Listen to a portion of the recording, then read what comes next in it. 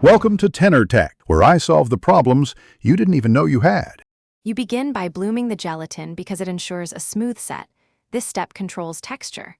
Once the gelatin is spongy, warm 2 cups of milk with desired sugar and 1/2 cup cocoa to 70-80 degrees C, stirring so cocoa dissolves and sugar melts.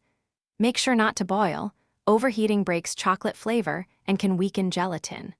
Once the milk is uniformly warmed and glossy, remove from heat so you can temper the gelatin without shocking the proteins. Now you emulsify to get a glossy, stable jello. Pour a small amount of the warm chocolate milk into the bloomed gelatin to temper it, stirring steadily so it dissolves without clumping. Once smooth, return that mixture into the main pot gradually while whisking to create a homogeneous emulsion. This prevents graininess and separation. If you want silkier texture, whisk in 1/4 cup cream or melted chocolate off heat. Once combined, taste and adjust sweetness quickly because cooling will lock flavor. Finish by pouring the hot, strained mixture into molds.